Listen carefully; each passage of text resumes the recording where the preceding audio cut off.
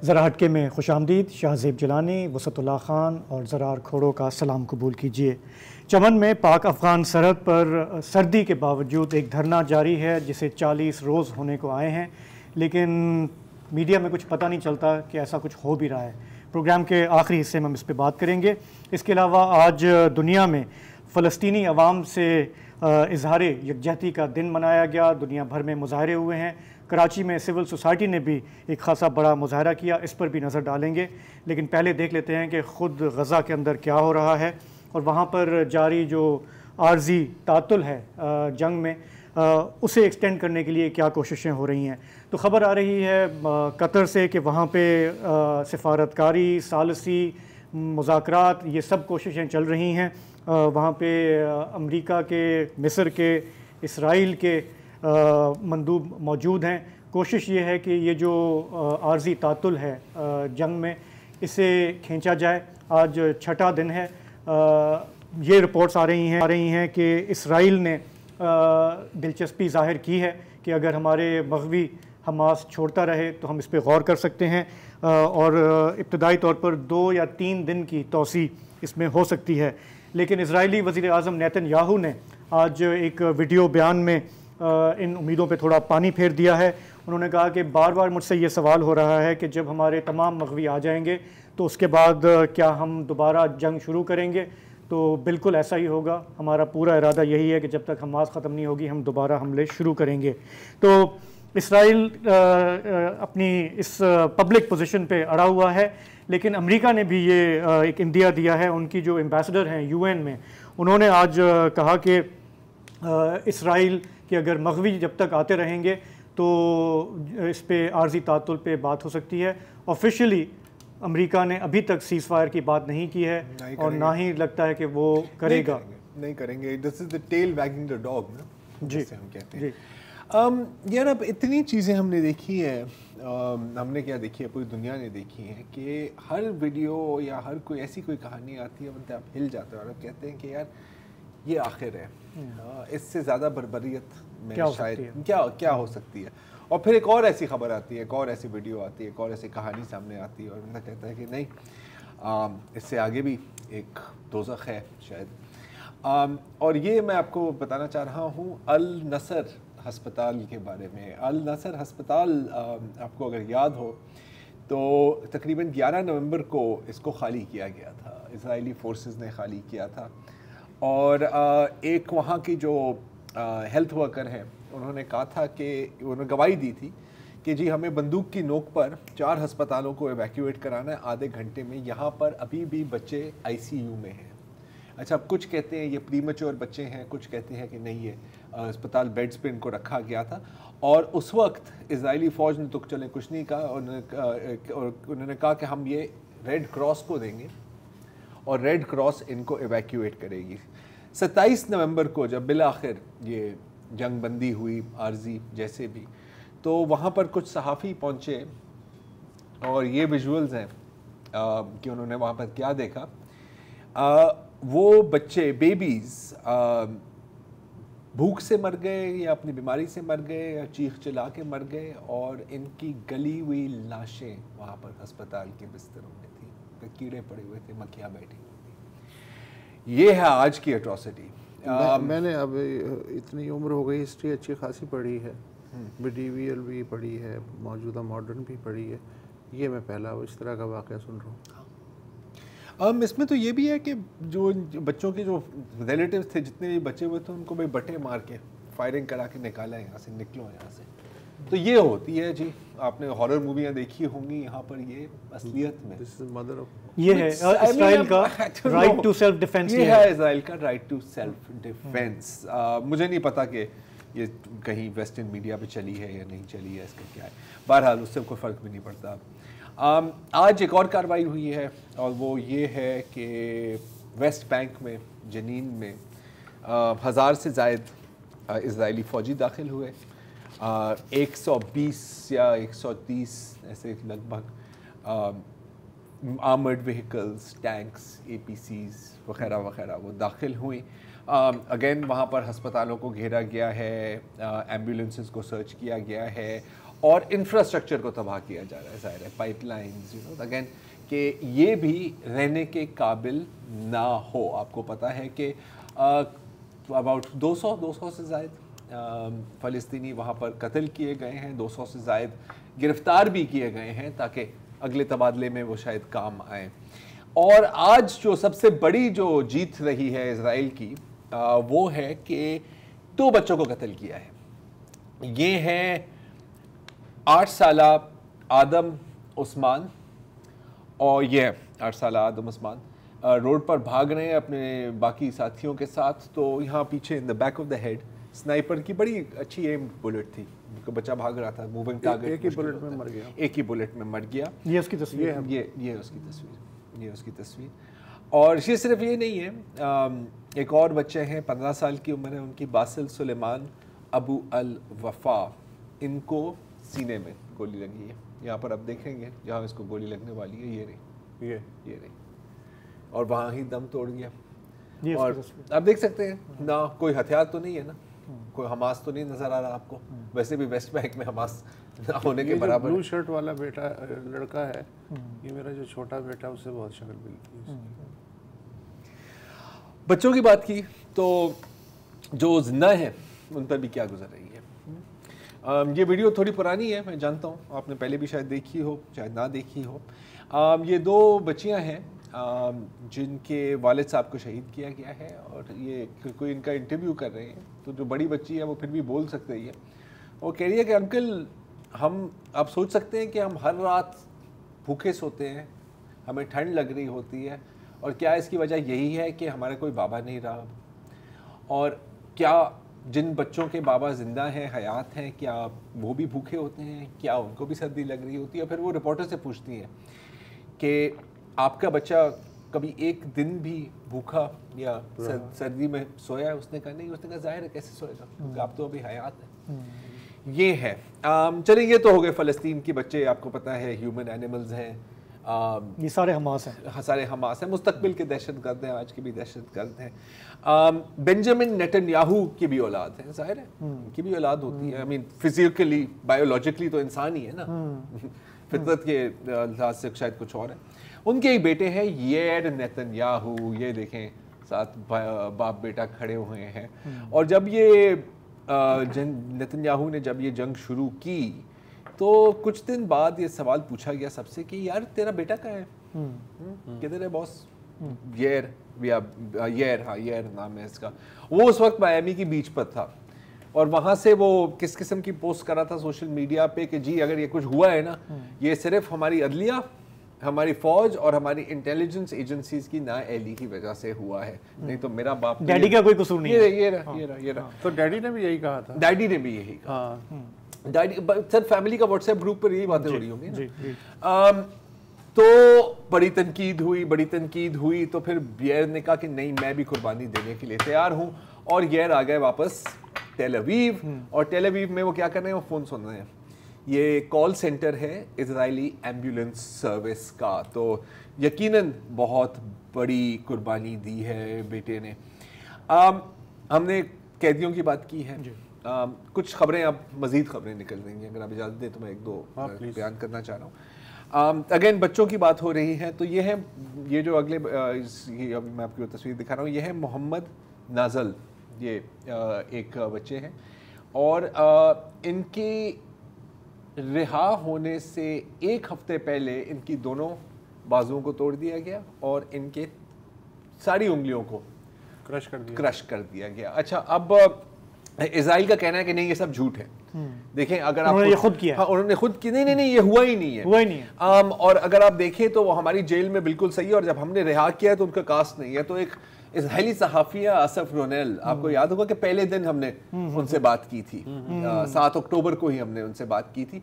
तो वो कह रहे हैं कि बेटा इससे साबित सिर्फ इतना हुआ है कि आपने इसकी कोई परवाह नहीं की, कोई इलाज नहीं किया। हाँ, और अब तो उनकी मेडिकल रिकॉर्ड्स आ गए ना सामने, आप देख सकते हैं कि बीच में से सारी उंगलियां इसकी टूटी हुई है, यहाँ से टूटा हुआ है, यहाँ से टूटा हुआ है। ये तो एक और पेन इसने कैसे कंट्रोल किया? पेन इसने कैसे कंट्रोल किया होगा, इनका ये भी कहना है कि वही कल जो बात हो रही थी कि एक चावल की प्लेट होती थी, 10 बंदे होते 8 थे, बंदों के लिए मारा जाता था और इसके सामने किसी को मार मार के कत्ल भी किया गया। अब सोचे क्या गुजरती है। अब ये अगर 10 साल बाद 12 साल बाद हथियार उठाएगा तो कौन इसको रोके। और भी कहानियां ये, और ये अभी की नहीं है शायद, मैं आपको थोड़ी सी दिखाना चाह रहा हूँ, सिर्फ क्योंकि सिर्फ नाम नंबर नहीं होते ना, इतने रिलीज हो गए, इतने रिलीज हो गए, जानना चाहिए कि कौन थे। तो ये हैं बासिल अय्यदा साहब। बासिल अय्यदा साहब को 15 साल की उम्र में गिरफ्तार किया गया था, इनको जेल में भेजा गया था और बिल्कुल हेल्दी थे, कोई मसला नहीं था। लेफ्ट पर आप देख रहे हैं, इसको फुल पे कर दे, लेफ्ट पर आप देख रहे हैं ये बासिल हैं। और जब इन 11 साल बाद इनको रिहा किया गया, 6 साल इनको सॉलिटरी कन्फाइनमेंट में रखा गया। और सॉलिटरी कन्फाइनमेंट का ये मतलब नहीं है कि आप एक बड़े से कमरे में हैं, ये एक कब्र जितनी जगह होती है, उसके 6 साल आपको उसमें रखा है। तो हुआ क्या कि जब ये निकला तो जब इसके भाई और इसके घर वाले आए, वो खौफजदा हो गया उसका कि मैं तो इनको जानता नहीं हूँ, नहीं मुझे मत मारो, मुझे दोबारा अपनी जेल में भेज दो। अभी तक वो अपना सर नहीं उठा सकता क्योंकि उसका ख्याल है कि अगर मैं सर उठाऊंगा ये मुझे मारेंगे। ये है एक कहानी।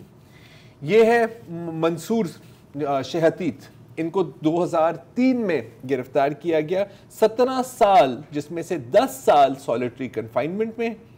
और जब ये निकले तो ये भी अब बात नहीं कर सकते, अपने घर वालों को पहचान नहीं सकते। ये है मोहम्मद उबैद। मोहम्मद उबैद को 18 महीने सिर्फ 18 महीने रखा गया। 18 महीने में इनका ये हाल किया गया। 24 जुलाई 2022 को इसको रोड पे फेंका गया। ना ये चल सकते थे, ना ये कुछ कर सकते थे, इनको कुछ याद भी नहीं आ रहा था। और 18 महीनों में ये अपनी भाई, वालिद साहब और माँ की शक्ल भी भूल गए। ये अब आप सोचें कि क्या किया जाता है। फाइनली मैं आपको दिखाना चाह रहा हूँ अवेदा कलब। ये है अवेदा कलब। अगेन राइट पर आप देखें, ये उस हाल में थे जब इनको गिरफ्तार किया गया, लेफ्ट पर है जब इनको रिलीज़ किया गया। और अभी और कई साल तक कम से कम इनको 1988 में रिलीज़ किया गया। 20 साल ये जेल में गए। और कहते हैं कि अभी ये सिर्फ अपने कमरे में अकेले बैठते हैं, किसी से बात नहीं करते, लेकिन सारे घर के तमाम खिड़कियों को खोल देते हैं और तमाम दरवाज़ों को खोल देते हैं कि मैं किसी बंद जगह में मैं नहीं बैठ सकता। और बैठे हमेशा क्रॉस लेग्ड होते हैं क्योंकि जेल में इतनी जगह नहीं थी कि आप अपनी टांगे फैला सकें। और जब इनको और अच्छा पूरा खाना भी नहीं खा सकते क्योंकि अब इनका पेट इतना सुकड़ गया है कि वो 4 निवालों से ज़्यादा खा नहीं सकते। तो ये है सूरत हाल। एक वक्फा ले लें। Welcome back. 7 अक्टूबर को हमास ने जुनूबी इसराइल में कार्रवाई की और उसके बाद से तल अवीव और यरूशलेम का जो बेन गुरियन एयरपोर्ट है उस पर जहाज़ उतरने लगे। शायद ही कोई यूरोपी सदर या वज़ीर आज़म बचा हो सिवाय 2-4 मुल्कों के, या अमेरिका का कोई ओहदेदार हो जिसने बेन गुरियन एयरपोर्ट पे लैंड ना किया हो। सब इसराइल से ताज़ियत करने आए थे। आखिरी आदमी इलोन मस्क, अभी हम कल जिनका जिक्र कर चुके हैं, वो आए और उन्होंने कहा जी बड़ा अफसोस हुआ। लेकिन 1200 लोग इसराइल में मरे थे।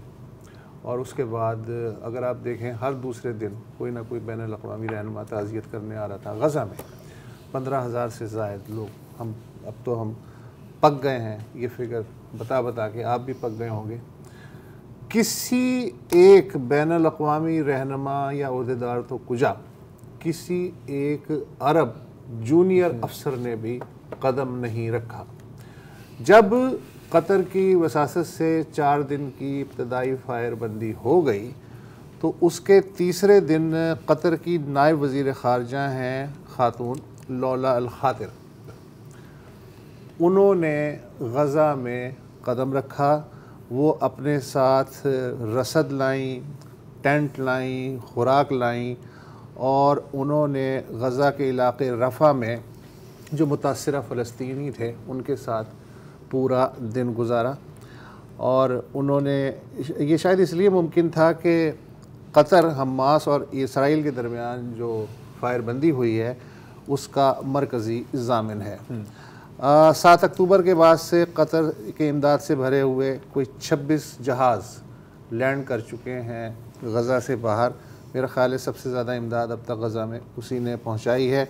इनमें 6 एम्बुलेंसें भी शामिल हैं। लेकिन नायब वज़ीर ख़ारजा लोलल खातिर अल जज़ीरा के नामा निगार वाइल अल-दादो, उनकी आधी फैमिली इसराइली बमबारी में शहीद हो गई थी। सबसे पहले उनसे मिली और उनके ख़ानदान का पुरसा दिया। इसके अलावा वो जो बच्चे ज़ख्मी थे उनकी अयादत के लिए गईं और फिर जाते जाते उन्होंने फ़लस्तीनियों के लिए एक वीडियो पैगाम छोड़ा। और वो जो पैगाम था उसके जो अल्फाज हैं, इस जो अरबी फसाहत व बलागत है उसका बेहतरीन नमूना है। लेकिन यह है कि चूँकि हमें भी अरबी नहीं आती, आपको भी नहीं आती, हम उसका मज़ा नहीं ले सकते। उसका फिर अंग्रेज़ी तर्जुमा हुआ, उससे मज़ीद वो कम हो गया और अब मैं उर्दू तर्जुमा कर रहा हूँ तो और कम हो गया। लेकिन बहरहाल उन्होंने अपने वीडियो पैगाम में कहा कि मुझ समेत दुनिया के तमाम आज़ाद लोग आपके साथ हैं। मुझे हैरत है कि किसी अरब रहनुमा के मुंह से ये अल्फाज मैं सुन रहा हूँ गज़ा के फ़लस्तीनियों के लिए। मुझ समेत दुनिया के तमाम आज़ाद लोग आपके साथ हैं, इंसानियत आपके साथ खड़ी है, इंसाफ भी आपके शाना बशाना है, लिहाजा आप मायूस ना हों, कामयाबी इंशाअल्लाह आप ही की होगी। अल्लाह गज़ा और फ़लस्तीन की हिफाजत करे। अच्छा, ये जो कतरी नायब वज़ीर ख़ारजा हैं ये बहुत एक्टिव हैं और इनको अहम ज़िम्मेदारियाँ हुकूमत की तरफ से मिलती रही हैं। जब 2021 में तालिबान ने काबुल पे कब्ज़ा किया तो उसके बाद वहाँ से लगभग 80,000 अफ़गान शहरियों और गैर मुल्कियों का जो इनखला हुआ था, उस प्रोजेक्ट का जो एक मरकज़ी किरदार था वो उनमें लौला अल खातिर भी शामिल थी। तो ख़ासी वाइब्रेंट ख़ातून है और अब ये पहली सबसे सीनियर अरब रहनुमा बन गई हैं जिन्होंने गज़ा में इस जंग के बाद कदम रखा है। बेशक। तो ख़वातीन को हम हमेशा देखते हैं कि सबसे मुश्किल सूरत हाल में सबसे ज़्यादा बहादुरी का मुज़ाहरा वही करती हैं। ये हमने गज़ा की बात की, थोड़ा सा मैं जर्मनी की बात करना चाह रहा हूँ। यूरोप का सबसे बड़ा मुल्क।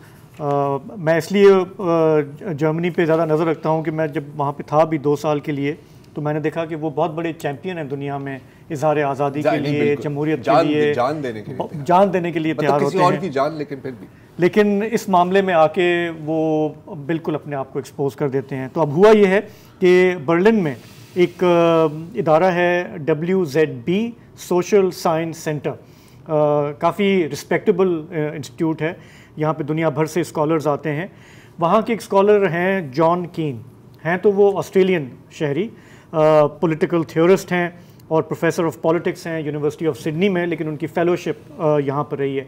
25 साल वो इस इदारे से मुंसलिक रहे और ग्लोबली रिकग्नाइज्ड हैं कि क्रिएटिव थिंकर हैं, जमहूरियत पे लिखते हैं, जमहूरियत के चैलेंजेस पे लिखते हैं, सिविल सोसाइटी के डिफेंडर हैं, कई किताबों के मुसन्निफ हैं। अब हुआ ये कि 7 अक्टूबर को उन्होंने एक ट्वीट की जिसमें सब्ज़ रंग के झंडे हैं, ये उन्होंने ट्वीट की। उसके बाद 21 नवंबर को उनको एक लेटर मौसूल हुआ यूनिवर्सिटी की तरफ से कि आपने ये ट्वीट की थी और ये हमास के परचम हैं, जिससे ये ज़ाहिर होता है कि आप एक दहशतगर्द तंजीम के हिमायती हैं और अपने आप एक एक्सप्लेनेशन दें जिसमें आप वाज़े तौर पर हमास की मज़म्मत करें और हमारा ताल्लुक़ यहीं तक होगा। सही। इसके जवाब में प्रोफेसर जॉन कीन ने उनको जवाब लिखा है कल के दिन ही, 2.5 पेज का है लेकिन पढ़ने का है।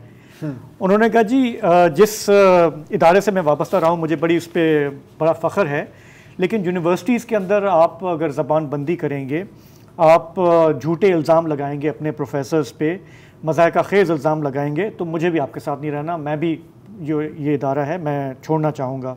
उन्होंने कहा मैंने हमेशा हर तरह के तशद्दुद की मैंने मज़म्मत की है और आपने ये नताइज पता नहीं कैसे अखज़ कर लिए। आपको क्यों नज़र नहीं आता कि इज़राइल फ़लस्तीनियों के साथ क्या कर रहा है? उन्होंने पूरा गिनवा दिया, जेनोसाइड, ऑक्यूपेशन, हर चीज़ उन्होंने गिनवा दी। लेकिन उनका मुझे जो एक चीज़ समझ में आई, क्योंकि वो जर्मनी में रहे हैं बड़ा अरसा, उन्होंने कहा ये जो आप लोगों ने अपने ऊपर ये जो जर्मन गिल्ट तारी कर रखी है 3 नस्लों से, उसका ये असर है कि आपको दूसरी तरफ का जुल्म होता हुआ नज़र नहीं आता। और जब आप बार बार आपके चांसलर और आपके लीडर्स कहते हैं कि इज़राइल की सिक्योरिटी जो है वो जर्मनी का एक तरह से उसकी फंडामेंटल फ़िलासफ़ी का एक हिस्सा है, तो आपको नज़र नहीं आता कि फ़लस्तीनियों के साथ इस वक्त क्या हो रहा है। तो जर्मनी के अंदर हम ये जानते हैं कि बहुत सारे लोग जो वैसे जमहूरियत में यकीन रखते हैं आजकल सेल्फ सेंसरशिप में है हर इदारे में सोशल मीडिया एक्टिविटी के हवाले से, क्योंकि अगर आपसे कहीं से इस तरह की चीज़ हो भी जाए तो आपके ऊपर फ़ौरन कार्रवाई होती है। और ये है आपकी यूरोप की वो जमहूरियत जो दूसरों को लेक्चर देते हैं इज़हार आज़ादी पे और उस पर। क्या बात है। हाय, एक वक्फा ले लीजिए।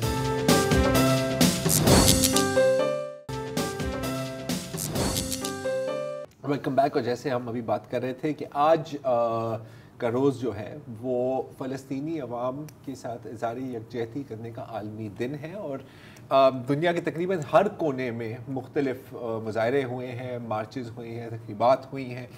और पाकिस्तान में भी कराची शहर में एक मार्च ऑर्गेनाइज हुई पैलेस्टीनियन सॉलिडारिटी कमेटी में। कल भी हम उमर फारूक साहब से बात कर रहे थे इसके बारे में। आज वो कामयाबी से हो गई है, काफ़ी पार्टिसिपेशन थी और काफ़ी जोश व खरोश भी देखने को मिला। और बदकिस्मती से हम नहीं जा सके, लेकिन हमारी कॉलीग और फेलो एंकर नादिया नकी साहिबा वहाँ पर गई थी। तो Nadia, thank much for joining us, और ये आपका ये भी शुक्रिया कि कोई तो क्या हमारी नुमाइंदगी करने के लिए।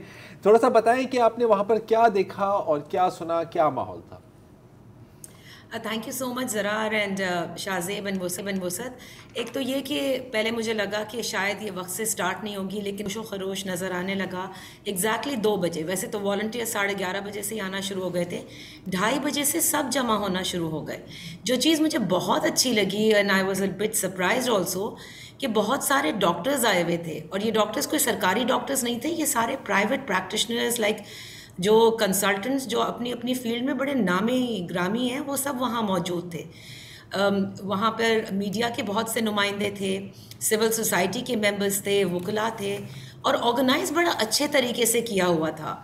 जो कैंप लगाया हुआ था वहाँ पर फ्लैग्स भी मिल रहे थे, बड़े बड़े बैनर्स लोग खुद बना कर लेकर आए थे। बच्चे आए थे स्कूल की बसेस के अंदर, और ये बच्चे खुद आए थे। मैंने इनसे पूछा कि क्या आप लोगों ने खुद डिसाइड किया, आपकी टीचर्स ने आपको ज़बरदस्ती कहा? उन्होंने कहा नहीं, हमने देखा था टेलीविज़न के ऊपर, बिकॉज कल ज़रा हटके में ही उन्होंने बाय द वे देखा था।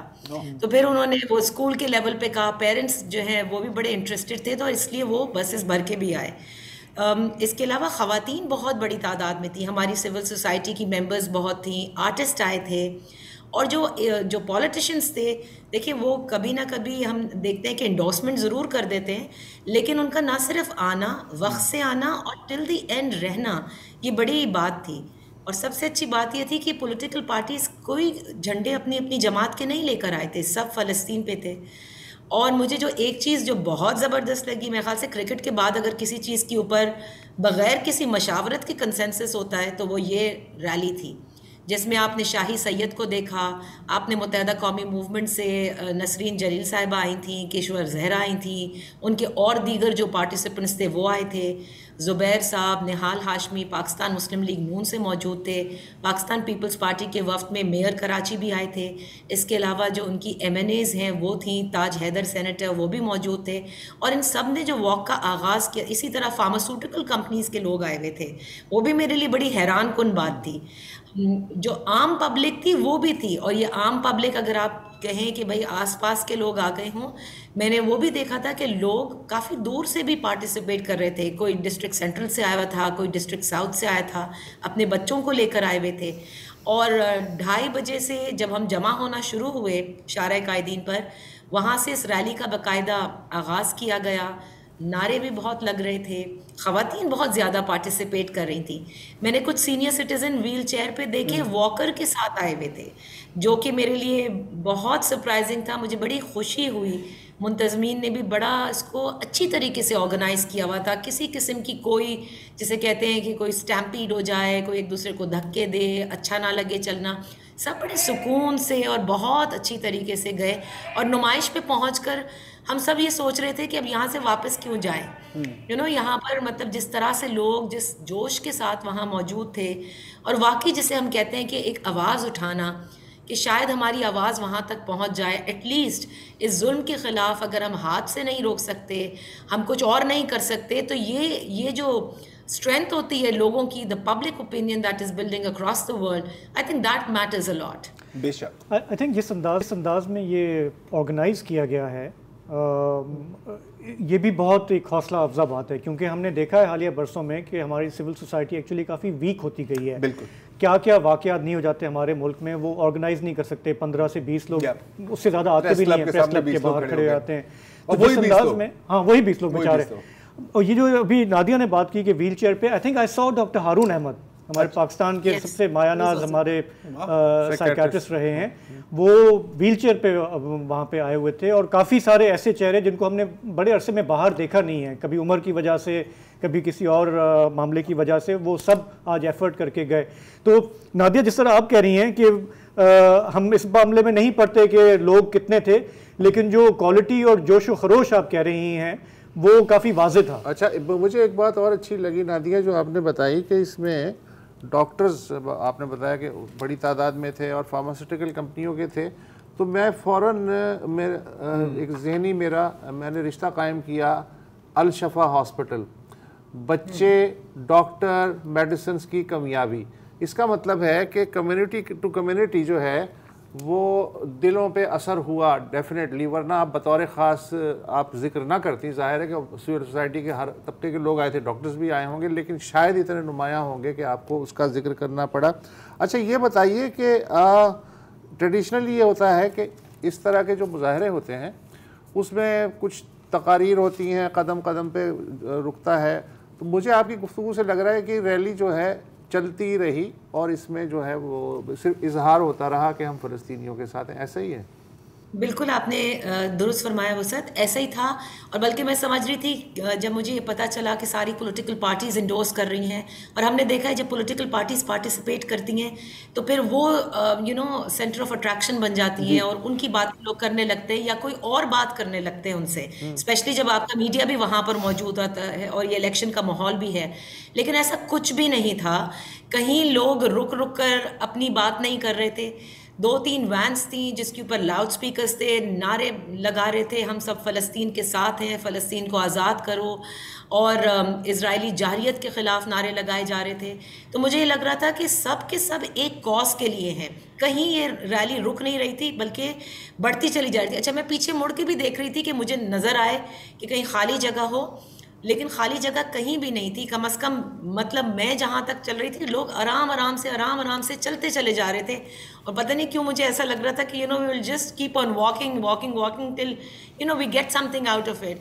और मेरे ख्याल से जो सबसे बड़ा टेक अवे इस पूरी रैली का था, एक तो ये कि कराची में जिस तरीके से जिसका इंतज़ाम किया गया कि तमाम तर लोग सिर्फ किस चीज़ के ऊपर आए हैं, कहीं ये नहीं था कि आपने कहीं एडवर्टाइज किया हो, ये वर्ड ऑफ माउथ से जा रहा था, ये व्हाट्सएप ग्रुप्स के ज़रिए जा रहा था, और इस तरह से लोगों का एक वीक डे के ऊपर जमा होना, वो भी एक ऐसे टाइम पे, ये बहुत बड़ी बात है। फिर मुंतज़मीन की जानिब से जो बोर्ड्स लेफ़्ट के ऊपर और राइट के ऊपर लगाए गए थे, वो बहुत बड़े बड़े बोर्ड्स से, कोई तकरीबन 5 या 6 मैंने खुद देखे, जो सुबह से मेरी नज़र में they were like right in my face.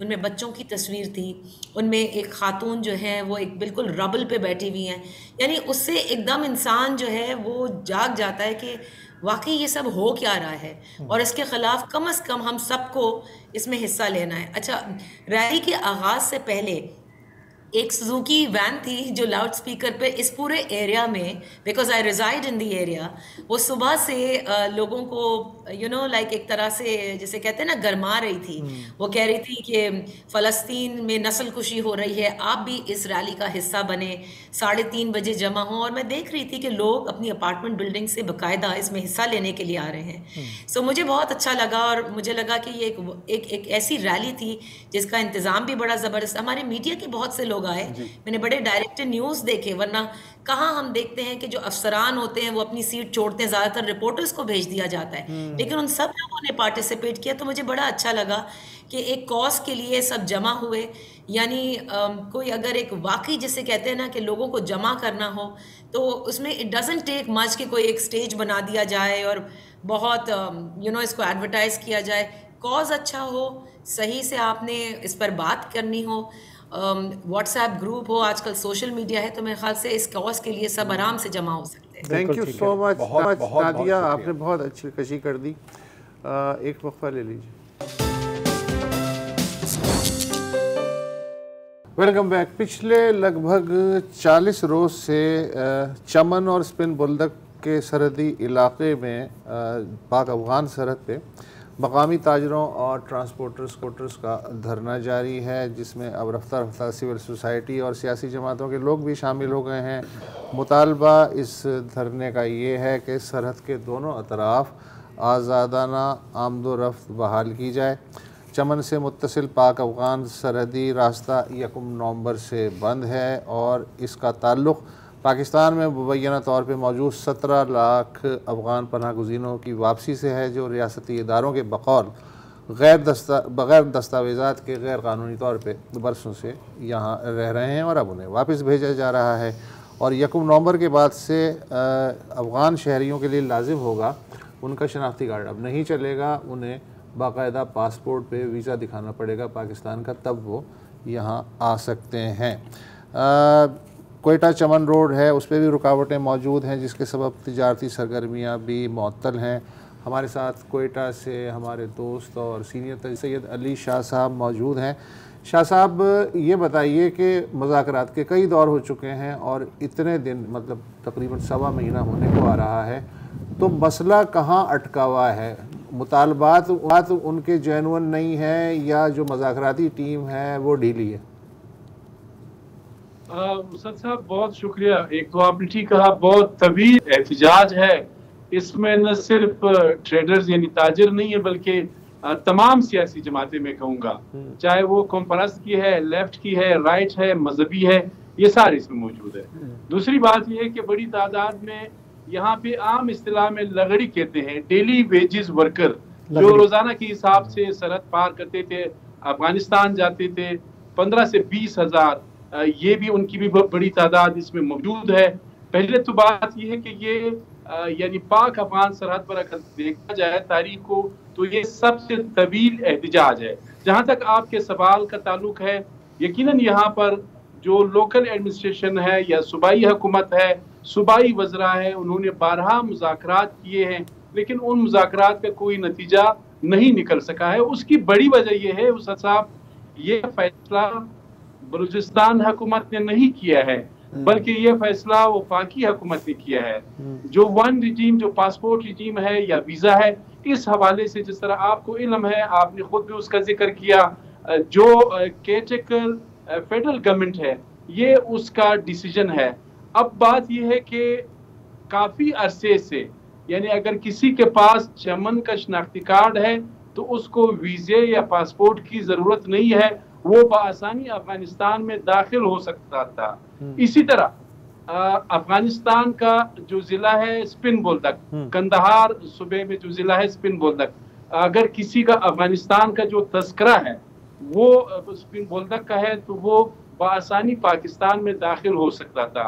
अब जाहिर है फेडरल गवर्नमेंट ने एक फैसला किया है कि हमने पासपोर्ट और वीज़ा जो है इसको इम्प्लीमेंट करना है। अब इसके खिलाफ जो है 40 दिन तो आज पूरे हो गए, आज 41वां दिन जो है उसका शुरू होगा।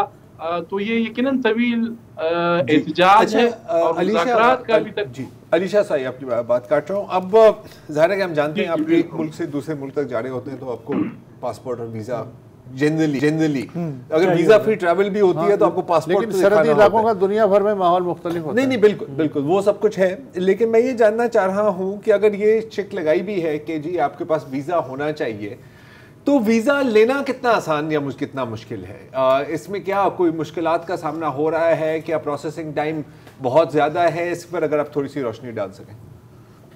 ज़रा बात यह है कि वीज़ा लेना या पासपोर्ट बनाना ये कोई मुश्किल काम नहीं है। अफगानिस्तान का वीज़ा आसानी मिल सकता है, लेकिन यहाँ पे थोड़ा सा प्रॉब्लम ये है कि अरसा दराज से, अब जाहिर है ये चूँकि ये जो पाक अफगान सरहद चमन है, एक गाँव है, आधा गाँव पाकिस्तान में है, आधा गाँव जो है वो अफगानिस्तान में है। तो धरने के जो शुरका है उनका ये मौकफ है कि जी स्कूल अगर पाकिस्तान में है तो कब्रिस्तान जो है अफगानिस्तान में है। तो वो ये कहते हैं कि जी हम इसको इस तरह एक्सेप्ट नहीं करेंगे। लेकिन दूसरी जानिब जो फेडरल गवर्नमेंट ने अभी तक जो हम देख रहे हैं वो ये कह रहे हैं कि जी हमने जो पासपोर्ट रिजीम है या वीज़ा है, जिसके पास मुस्तनद ट्रेवल डॉक्यूमेंट्स होंगे वो जा सकता है। अच्छा, अलीशा ये बताइए कि फेडरल गवर्नमेंट के पेश नज़र क्या ये बात नहीं थी, ये जो आपने बताया लगड़ी लोग जो डेली वेजेस वाले हैं बेचारे सरहद पार रोज़ाना आते जाते हैं, रोज़ी रोटी कमाते हैं, क्या ये रोज़ाना वीज़ा लेंगे? मेरा ख्याल नहीं वसत साहब, इससे बहुत बड़ी तादाद में लोग जो है हज़ारों की तादाद में वो बेरोज़गार हो गए। चूँकि वो सुबह सुबह मैंने खुद बाब दोस्ती पर पाक अफगान सरहद को काफ़ी मैंने खुद कवर किया है। वहाँ जब आप सुबह खड़े होंगे तो लाइनें लग जाती है लोगों की, और कोई 15 से 20 हज़ार जो लोग हैं वेश मंडी जाते हैं। ये बिल्कुल अफगान सरहदी टाउन है, वहाँ पर जाते हैं, दुकानें हैं, शोरूम है, बहुत ज़्यादा कारोबार है। तो ये ज़ाहिर है सिर्फ चमन का शनाख्ती कार्ड दिखाते थे। अब ज़ाहिर है फेडरल गवर्नमेंट ने फैसला किया कि जी अब आपको पासपोर्ट या वीजा दिखाना पड़ेगा। अब जाहिर है ये फेडरल गवर्नमेंट का डिसीजन है, और जहां तक वो तो यानी 20-25 हज़ार लोग इस पॉलिसी की वजह से आप कह रहे हैं कि बेरोजगार हो रहे हैं। ये बेरोजगार हो गए इसीलिए क्योंकि ये बहुत तवील एहतजाज है। दरमियान में वो हमारे मोहतरम जाना चिगज़ई साहब जो है उसकी भी प्रेस कॉन्फ्रेंसेस जो है बहुत ज्यादा है। उसने कहा कि हम इंसेंटिव्स देंगे, यानी हम पैसे देंगे। अब वो इंसेंटिव्स जो है उसकी भी बयान तक महदूद है कि वैसे 12 वो बेचारे खुद मार्च अप्रैल तक है। मतलब उसमें 12 गवर्नमेंट ने ये ऐलान किया है कि जो लोग मुतासिर होंगे उनको हम सपोर्ट करेंगे, रिलीफ देंगे। कोई माना 20,000 है, 30,000 है, 25,000 है, आई डोंट नो जितने भी है, लेकिन उसका भी हमने अमलन यहाँ पे कुछ नहीं देखा। अब तक जितने भी लोग पाकिस्तान में मुतासिर हुए हैं रियासत ही सपोर्ट करती है। हाँ नहीं बिल्कुल नहीं, बहुत शुक्रिया सैयद अली शाह। अब एक और ये जितने भी 20-25 हज़ार 30,000 लोग हैं, ये एक और काबुल और इस्लामाबाद के बीच जो कशीदगी है ये उनके शिकार, उनके विक्टिम है। आई मीन यहाँ पर तो हम लाखों लोगों को निकाल के बाहर भी फेंक रहे हैं ना। मजे की बात है ये मेजॉरिटी इनमें पाकिस्तानी शहरी हैं जिनके हुकूक की हिफाजत के लिए अफगानों को निकाला जा रहा है। एक्चुअली दोनों तरफ के लोग हैं, और ये सिर्फ ये जो डेली वेजेस वाले लगड़ी नहीं है। जैसे उन्होंने कहा कि पूरे के पूरे जो ख़ानदान हैं, गांव के गांव हैं, कबीले के कबीले हैं जो डिवाइडेड हैं। और मुझे ये समझ में आया कि इनका मुतालबा ये है कि हमारे जो रिवायती ईजमेंट राइट्स हैं वो आप बहाल करें। हाँ, लेकिन आई मीन ये नहीं कह रहे कि जी कि अब आप सारा ओवरऑल जो रिक्वायरमेंट्स हैं, जब ब्लैंकेट होता है ना काम, तो फिर ये छोटी मोटी चीजें उसके अंदर छोटी बड़ी मछलियां सब उस जाल में आ जाती हैं। और अगेन बदकिस्मती की बात ये है कि अगर काबुल ने थोड़ा सा भी ताउन किया होता टीटीपी के इशू पे, ना ये अभी हो रहा होता, ना वो अभी हो रहा, ना ही वो अभी हो रहा होता, ना ही ये जो सारी पनागुज़ीन का जो चक्कर चल रहा है वो हो रहा। तो हुकूमतों के बीच में लोग पिस जाते हैं। Problem starts with Kabul. तो चलें जी, आज प्रोग्राम में इतना ही। हमें इजाज़त दीजिए, कल आपसे मुलाकात होगी। खुदा हाफिज़, शब खैर।